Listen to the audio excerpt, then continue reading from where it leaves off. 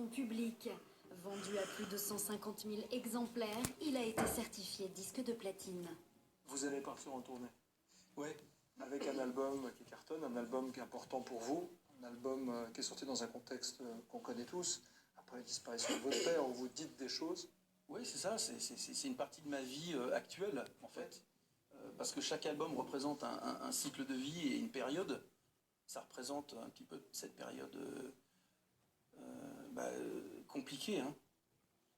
Vous êtes dans quel état d'esprit aujourd'hui? Vous êtes apaisé? Je suis un peu apaisé.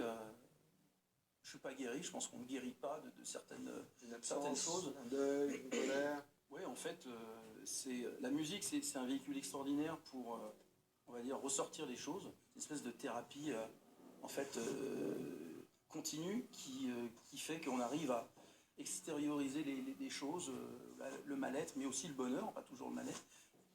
Regardez. Ouais. Ce sont 6 vignettes sur cette tablette qui représentent 6 chapitres de votre vie. Ce que je vous propose, David, c'est d'en choisir 5. Ok. Et de les commenter avec D'accord. moi. Allez. Okay. Alors je vais prendre, parce que ça m'amuse beaucoup, je ne sais pas ce que c'est, mais la photo du pied, c'est tellement bizarre.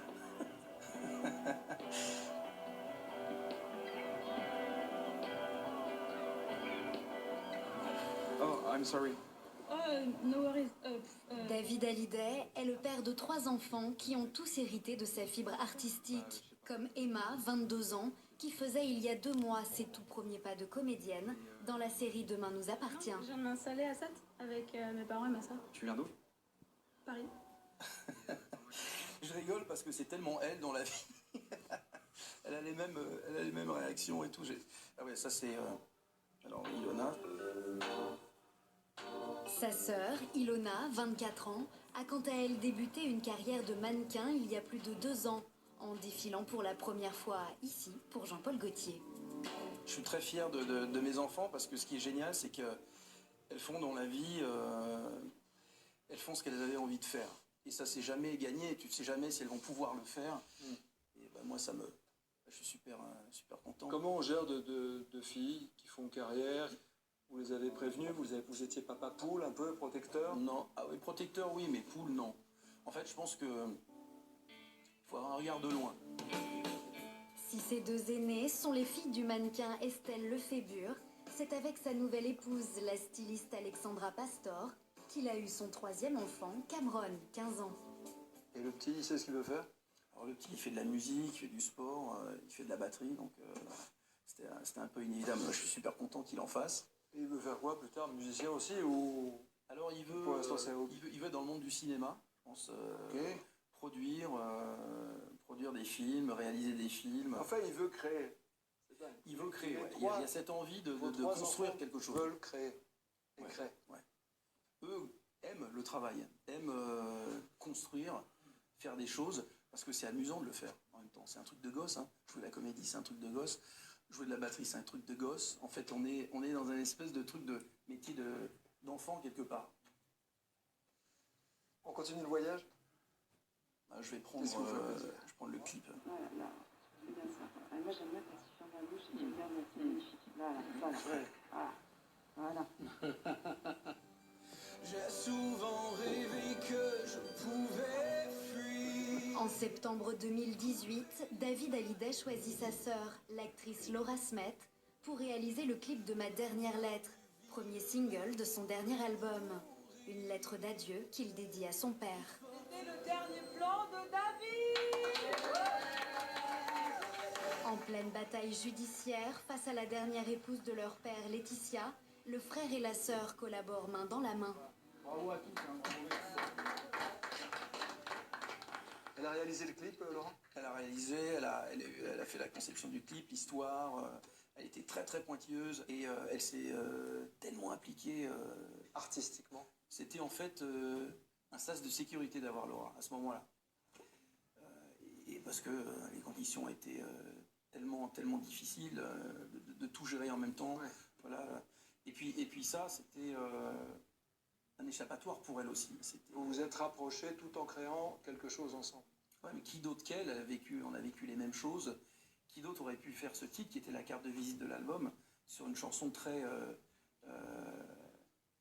poignante et donc donc là, c'était un moment vraiment entre nous et on pouvait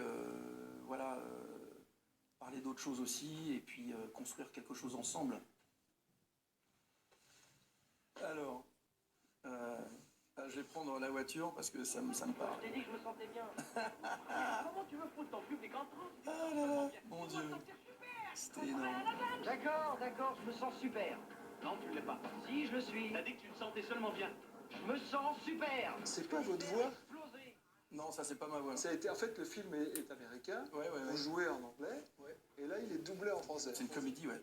Mais ça va, Régis, tu sais très bien de quoi je parle. Le fric que tu me dois d'hier soir, où il est? À 20 ans, c'est au cinéma et aux États-Unis, où il vit depuis son enfance avec sa mère Sylvie Vartan, que David Hallyday fait ses débuts dans He Is My Girl. Un film prémonitoire dans lequel il interprète un jeune chanteur rêvant de devenir une star du rock'n'roll. Et le film a super bien marché. Mais toute cette période, surtout les souvenirs que j'ai vécu ça comme un rêve en fait. Le public français le découvre avec ce film. Mais un an plus tard, c'est avec une nouvelle chanson intitulée High qu'il lance sa carrière en France.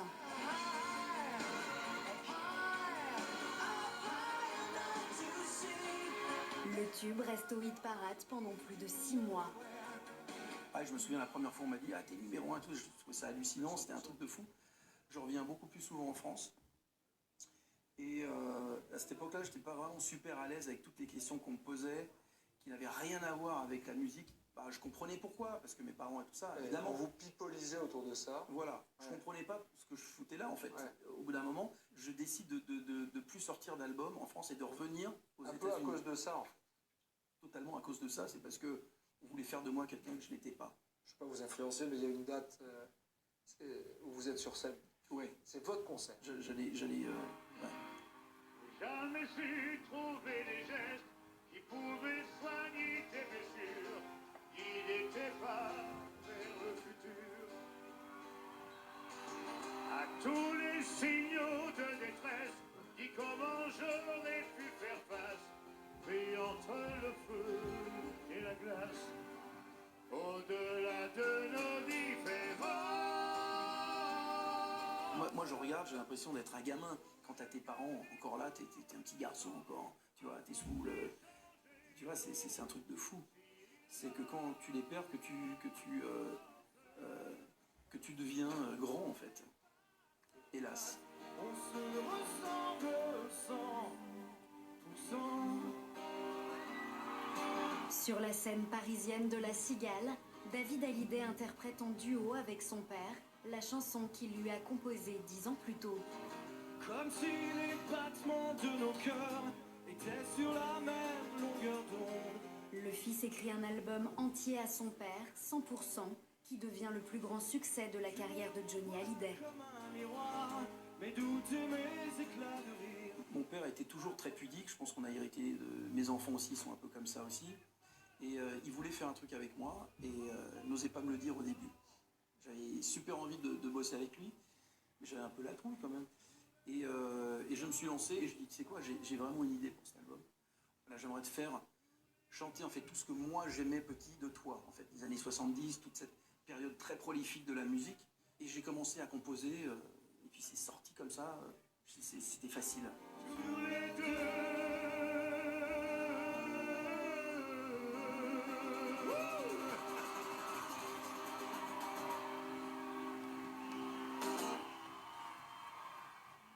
On continue? C'est cool. Ouais. Alors. Avec mes souvenirs, ces morceaux de passé, comme un miroir en éclat de... En 1998, David Hallyday interprète Tu ne m'as pas laissé le temps sur le plateau d'une célèbre émission musicale de l'époque. Tu ne m'as pas laissé le temps de te dire tout ce que je t'aime et tout ce que tu me manques.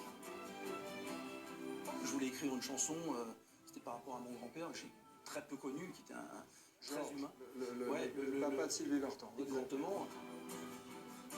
Mais tu ne m'as pas laissé le temps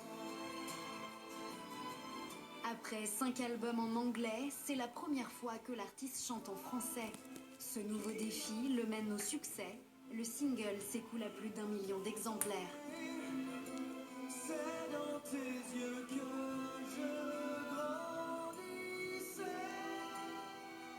Vous avez chanté celle-là sur scène pendant la tournée? Oui, oui, bah, je la chante parce que ouais, on chante toujours les chansons qui ont plu et qui ont marqué les gens. Ça m'a fait plaisir de faire ce petit voyage. Et moi aussi.